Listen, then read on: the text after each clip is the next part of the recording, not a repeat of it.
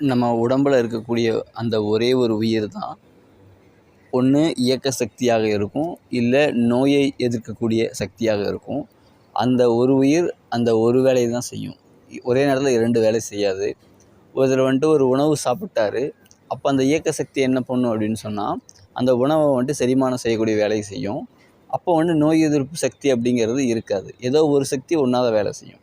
அதேபோல் நமக்கு ஏதாவது காய்ச்சல் வந்துருச்சு, சளி வந்துருச்சு, உடம்புல ஏதாவது அடிபட்டுருச்சு, வலி இருக்குது அப்படின்னா, அது என்ன சொல்ல வருது அப்படின்னா, நம்முடைய பசி அப்படிங்கிறது அப்போ இல்லாமல் ஆயிரும்.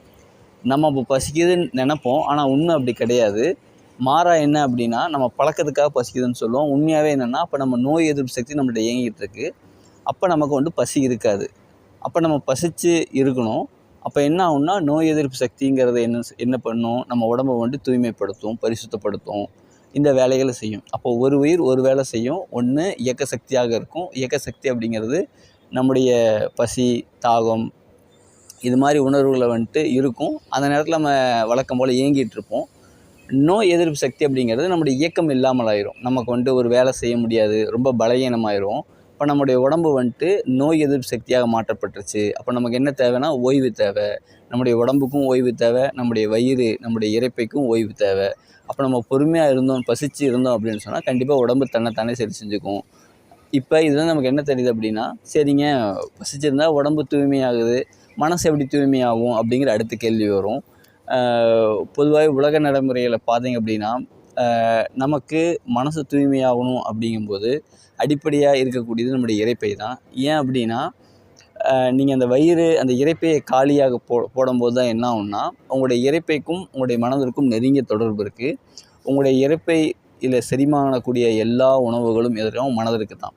இப்போ நம்ம வந்துட்டு ஒரு உணவு சாப்பிட்றோம், எடுத்துக்காட்டுக்கு என்னென்னா ஒரு இட்லி சாப்பிட்றோன்னு வச்சுங்களேன், இல்லை தோசை சாப்பிட்றோம், பொங்கல் சாப்பிட்றோம், காலை உணவாக இல்லை மதிய உணவாக எவ்வளோ உணவுகள் நம்ம சாப்பிட்றோம். ஆனால் அவ்வளோ உணவுகள் நமக்கு தேவையா அப்படின்னு நம்ம சிந்தனை செஞ்சு பார்த்தோம் அப்படின்னா கண்டிப்பாக அப்படி தேவையில்லைங்க. நம்ம மனசுக்கு தான் அவ்வளோ. நம்ம உடம்புக்கு அப்படிங்கிறது என்ன அப்படின்னா, அளவான உணவு இருந்தால் போதும், அது தேவையான அளவு இருந்தால் போதும். ஆனால் நம்ம அதிகமாக சாப்பிட்றது எதுக்காக அப்படின்னா, நம்முடைய மனசு திருப்தி ஆகணும் அப்படிங்கிறதுக்காக தான். இப்போ நம்ம ஒரு விருந்துக்கு போவோம், நிறைய சாப்பாடு எடுத்து வச்சுருப்பாங்க. ஆனால் அவ்வளோ சாப்பாடு நம்ம சாப்பிட போகிறதில்ல, அது மன திருப்திக்காக தான். அப்போ நம்மளே ஒரு உணவு சாப்பிட போகும்போது சட்னி இருக்குது, சாம்பார் இருக்குது, அதே மாதிரி நிறைய வகையான வெரைட்டிஸ் இருக்கும்போது நம்ம அவ்வளவும் சாப்பிட போகிறதில்ல. ஆனால் அது இருக்கும்போது ஒரு மன நிறைவாக இருக்கும். அப்போ என்னென்னா, மனதிற்கு தான் ஆரம்பமே தவிர உடம்புங்கிறது 2வது தான். இப்போ இதில் நமக்கு என்ன தெரியுது அப்படின்னு சொன்னால், மனசு நல்லா இருந்தால் உடம்பு நல்லாயிருக்கும். நம்ம சொல்ல வரக்கூடிய விஷயம் என்னென்னா, அப்போ மனதிற்கும் நம்முடைய இரைப்பைக்கும் நெருங்கிய தொடர்பு இருக்குது. எப்போ நம்ம வயிறு நிறையுதோ, வயிறு திருப்தி ஆகுதோ, மனம் வந்துட்டு நமக்கு திருப்தி ஆயிடுது. அப்போ நம்முடைய இரைப்பை நம்ம காலி செய்யும்போது என்ன ஆகும்னா, நம்ம மனதில் கழிவு இருக்கா இல்லைங்களா, அது குணமாகக்கூடிய வாய்ப்புகள் ரொம்ப ரொம்ப அதிகம். நீங்கள் உலகத்தில் எந்த ஒரு மருத்துவமும் எடுத்துக்கலாம். உலகத்திலே சிறந்த மருத்துவம், அதாவது நீங்கள் ஒரு மருத்துவம் செய்கிறீங்க அப்படின்னா சிறந்தது அப்படின்னு சொன்னால் பசிச்சிருக்கிறது தான். இப்போ நீங்கள் எந்த ஒரு மனம் ரீதியான ஒரு பயிற்சிக்கு போகிறீங்க, அதன் மூலிமா நான் மனசை வந்து ஒருங்கமைக்க போகிறேன், தூய்மைப்படுத்த போகிறேன்னு நீங்கள் சொன்னாலும், அதற்கு எல்லாத்துக்கும் சிறந்ததாக இருக்கக்கூடியது, பிரதானமானது, அதாவது முதன்மையாக இருக்கிறது பசிச்சிருக்கிறது தான். நீங்கள் பசிச்சு இருந்தால் தான் என்னன்னு சொன்னால், நீங்கள் அடுத்த நிலை கண்டிப்பாக கடக்க முடியும். பசிச்சு இருக்காமல் உங்களால் கண்டிப்பாக உண்மையாக என்னென்னு சொன்னால், நீங்கள் எதிர்பார்க்கக்கூடிய ஒரு ரிசல்ட்டை உங்களால் கொண்டு வர முடியாது. நான் வயிறு நிறைய சாப்பிட்டுட்டு மனசை தூய்மையாக்குறேன், நான் வயிறு நிறையா சாப்பிட்டு உடலை வந்துட்டு என்னுடைய உடம்பை நான் பாதுகாக்கிறேன், நான் வந்துட்டு தூய்மையாக வச்சுக்கிறேன் அப்படிங்கிற சாத்தியமே இல்லை. அது என்னன்னு சொன்னால், சில விஷயங்கள் வந்துட்டு என்னென்னா மறைக்க முடியாத, அதாவது அதை வந்து மறுக்க முடியாத உண்மையாக இருக்கும். அதன் அடிப்படையில் பார்க்கும்போது பசிச்சிருக்கிறது தான் உலகத்திலேயே பிரதானமான சிகிச்சை முறை. பசிச்சிருக்கிறது தான் உங்கள் மனதை பரிசுத்தப்படுத்துறதுக்கு, தூய்மைப்படுத்துறதுக்கு மிக பிரதானமான முறையாக இருக்குமே தவிர வேறு எதுவும் சிறப்பாக இருக்காது.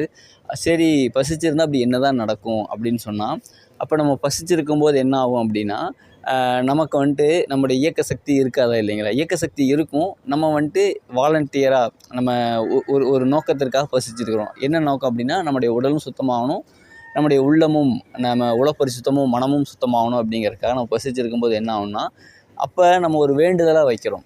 ஒரு பிரார்த்தனையாக வைக்கிறோம். நம்ம எப்போல்லாம் பசிச்சிருக்கிறோமோ அந்த நேரமெல்லாம் பிரார்த்தனையாக அமைஞ்சிருது. என்னுடைய உடம்பு நல்லா ஆகணும், என்னுடைய மனசு வந்துட்டு சுத்தமாகணும் அப்படின்னு ஒரு பிரார்த்தனையாக வைக்கும் பொழுது கண்டிப்பாக அந்த பிரார்த்தனை வந்துட்டு பலன் அளிக்கும். அதேபோல் எப்போல்லாம் நீங்கள் பசிச்சிருக்கிறீங்களோ அப்போ தான் என்ன ஆகும்னா உங்களுக்கு வந்துட்டு இறை சிந்தனை அதிகமாக வரும். இயற்கையை பற்றி நீங்கள் அதிகமாக சிந்திப்பீங்க. ஏன் அப்படின்னா உங்களுக்கு அந்த இயக்க சக்தி அப்படிங்கிறது குறைஞ்சிருமா இல்லைங்களா? ஏன்னா வயிறு அந்த ஒரு உயிர் ஒரு வேலை தான் செய்யும். உங்களுடைய செரிமானம் இல்லாத பொழுது அப்போ அந்த வேலை வந்துட்டு வேறு பக்கம் நடக்கும்போது நீங்கள் உங்கள் சிந்தனையை அடுத்த பக்கம் செலுத்த. இப்போ படிக்கிற பசங்கள்லாம் பார்த்தீங்கன்னா அதிகமாக சாப்பிட மாட்டாங்க. ஏன் சாப்பிட்டா படிக்க முடியாது. ஏன்னா உடம்பு ஒரு வேலை தானே செய்யும். ஒன்று படிக்கிற வேலை செய்யும், இல்லை செரிமானம் செய்கிற வேலை செய்யும். ரெண்டுமே செய்யாதா இல்லைங்களா? இதெல்லாம் ஒரு எடுத்துக்காட்டுக்காக சொல்லிட்டு வரேன். பொதுவாகவே ஒவ்வொரு மனிதனுக்கும் நோயும் வறுமையும் ஒரு சோதனை தான். நோயில் என்ன ஆகுதுங்க, உங்களுக்கு சாப்பிட முடியாமல் ஆயிடுது. ஃபஸ்ட்டு நோயில் என்ன ஆகுதுன்னு சொன்னால் பசி அற்று போயிடும். அப்போ நீங்கள் சாப்பிடாமல் இருப்பீங்க.